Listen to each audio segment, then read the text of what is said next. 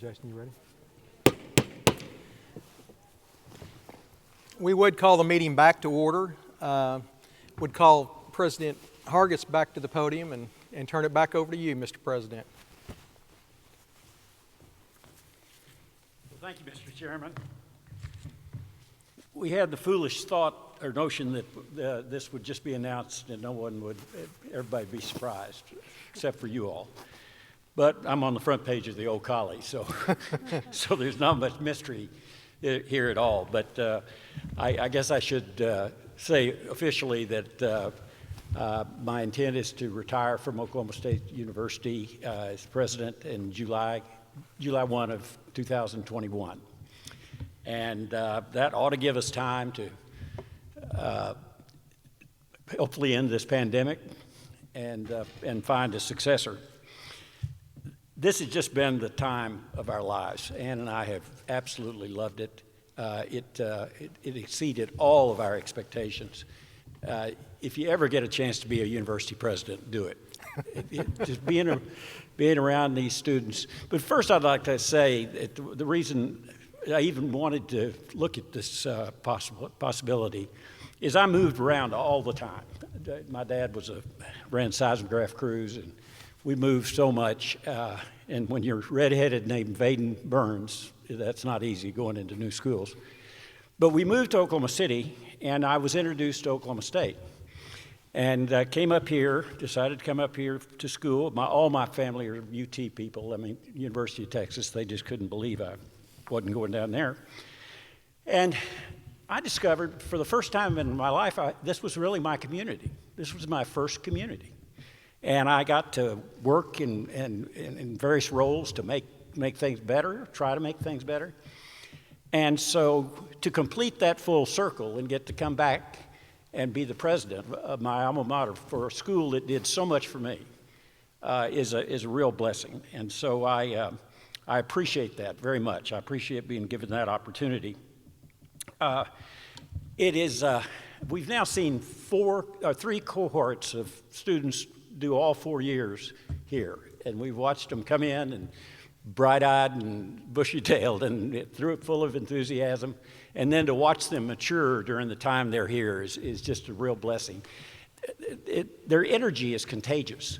I had one president tell me that, if you get frustrated and tired, just wait for classes to change and just go out and walk around them. It'll renew any malaise that you're dealing with. And it's really true. It's just wonderful. And our faculty and staff have been just great. Robert Henry, former Attorney General and federal judge, president of OCU, sent me a book written by a former president of the University of Texas called A Primer for New University Presidents. And in it said, you will soon be visited by the head of the faculty council. And there you'll be told that faculty morale is at an all-time low. You shouldn't be too alarmed by that because that's actually the highest faculty morale ever gets. It may fall below all-time low, but it will never go above that. Well, I haven't found that to be true at all. The faculty have been extremely gracious to me through the years.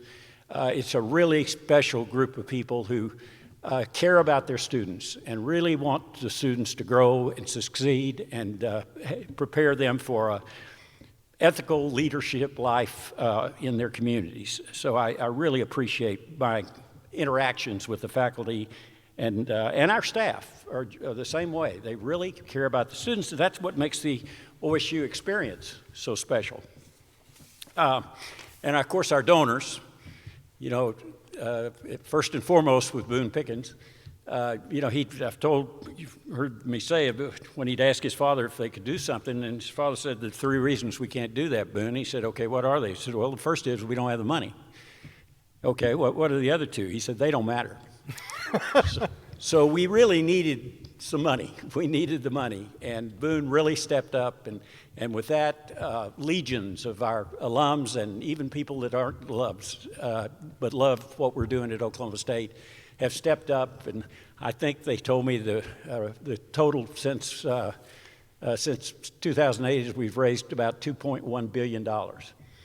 Now, some of those are estate gifts, including a couple from Ann and and me, and so don't count on that money anytime soon. But it really has made a huge difference, and we've been able to, I think, really green up the campus. We've been able to build facilities that allow people to reach their full potential, and I think all of that together has made OSU a very different place. I do want to point out somebody who's been with me the entire way, and that's Gary Clark. Gary Clark and I have ridden this river the whole way that we've been here, and so many things that have been accomplished for which I get credit, Gary did. And so I just want him to know, and I want everybody else to know, what an incredibly valued person he is. He loves this university with all his heart, and the service he's provided proves it. And then there's another pretty important person that's been with me along the way, and that's Ann, the first cowgirl. Ann Hargis has embraced this place like it is one of her children. She really has stepped up and supported me, supported everybody with everything we're trying to do. And she has taken her own initiative. And you may know, was a professional. She was a systems engineer with IBM. She can take care of herself. But she's also a certified yoga teacher, so she really believes in wellness. And so that fit well with the Saratine Center, and her wellness initiatives on this campus have been just terrific. She even coined the phrase "America's Healthiest Campus." And then, of course, she started her just fabulous and historic pet therapy program, which is also all about wellness. So I could never thank her enough for agreeing to come up here and let us try to do this. And she loves our students like her own children, and it shows. They love her. I'd like Ann to come out and take a bow.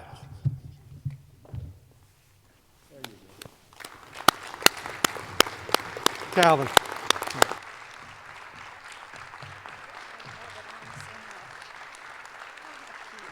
You want to say something? Sure. Thank you. Thank all of you.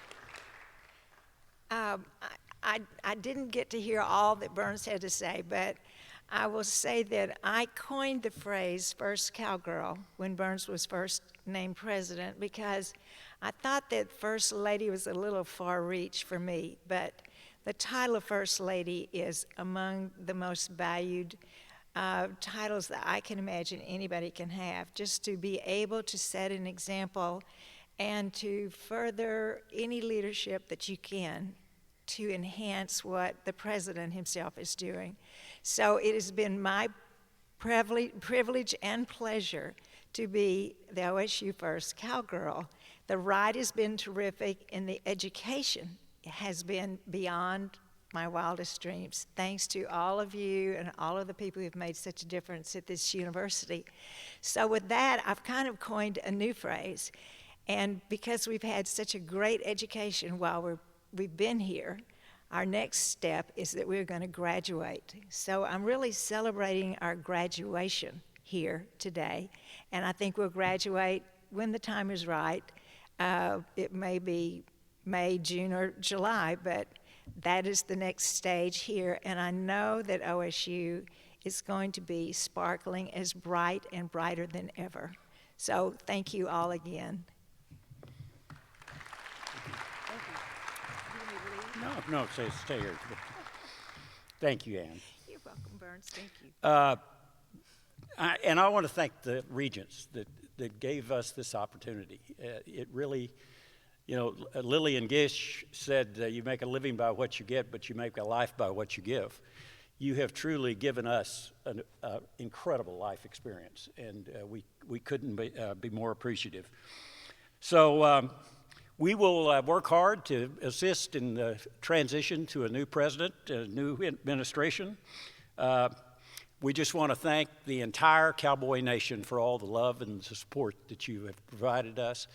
And I guess I'm pretty sure the best is yet to come. Go Pokes.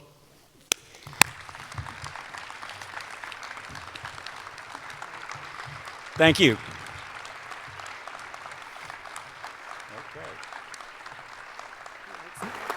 Mr. President,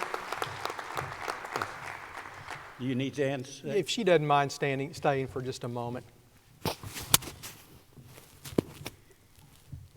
Thank you, first of all, Mr. President, for those words. But I just want you to know what a privilege it is for us today to say, on behalf of both myself and the entire OSU Cowboy family, thank you to both of you for the incredibly transformative tenure that you've experienced here at OSU. It's really been remarkable. And I know that in the coming days and months, there's going to be a lot said about your tenure. And a lot of it's going to, I hope, focus on the change in the OSU student experience. Because when you look across our campus and see all the incredible new facilities, both in academics and athletics, and it's easy to see how that experience has changed. But also, as I think about the unbelievably historic fundraising that you alluded to, and how that has empowered our scholarship programs for our students, it's changed that aspect of it as well. There's probably going to be some people that focus on research and the advances you've made in it. And for that matter, the facilities that you've recently acquired to advance that research as we go forward. And then as I look around this building today, we have no better example of, with the generosity of Ross and Billy McKnight and both of your passion for the arts, it truly is remarkable what our campus community and our students are able to learn from and enjoy here on our own campus in the arts. But I guess as I was thinking about this, Burns, I personally came upon the thought that your greatest achievement in my mind, and probably the one that has the most long-lasting effect on our Cowboy Nation, is the fact that you have changed how we look at ourselves. We know you have instilled in us basically a history and an appreciation and a cherish for our campus community, our culture, our Cowboy principles. I think those things are all important. I think you've changed our mindset. You've given us confidence in ourselves. You've given us a new look on what we have to look forward to. And above all else, you probably have changed our expectation levels for ourselves. And that's incredibly important as you put us on a new trajectory for success in our lives. But I do also want to agree with you that you haven't done it alone. You've had many partners along the way on this Cowboy endeavor, and you, without a doubt, are the most important partner in this endeavor. We want you to know that you're beloved on our campus. I think it's going to be hard to drive across campus and not think about seeing you and in your America's brightest orange golf cart, sometimes going too fast, but usually having fun and stopping to greet and give encouragement to students, and with the same smile that you have on your face right now, bringing a little bit of home to those students as they go across, some of them as they cross campus for the first time. We appreciate what you've invested in our campus these past 13 years. So with that, Mr. President, thank you for your friendship. Thank you for your leadership. And I can tell you that this place is far better off as a result of your tenure here at OSU. And with that being said, I would offer if there are any other regents or colleagues would like to say anything. I know Regent Anthony asked to say something. Well, I just echo Burns and Ann just exactly what Rick has so eloquently said. You are a couple who have transformed our campus and made us all, not just facility-wise, but believe that we can do more. And that's a precious, precious gift. And Ann, I can't say enough about how great a partner you have been. And I admire you both very, very much. Someone I think much smarter than me once said, a great man is someone who plants a tree knowing he may never stand in its shade. And I look at both of you and I think about the ideals and the plantings that you have made in the hearts and the minds of these students over the many years. And it is transformational, not just in facilities, but in the hearts and minds of these young people that you've influenced. So thank you. We love you very much. Thanks, Kevin. Are there any other comments of colleagues? Okay. just so you know, all the regions have had their opportunity to say something to President Hargis, and we appreciate those sentiments that were shared earlier. I also, before you leave, Burns, want to thank you on behalf of the board for your prior planning on this whole event. By giving us notice last December that this was your preferred timeline for it to happen today, it's really allowed the board to begin a planning process to develop a structure to allow the next president to be successful. And that's important. I know it's important to you. So we thank you for that. And as they leave the stage, I just would ask we all give them one more round of applause, please. Thank you.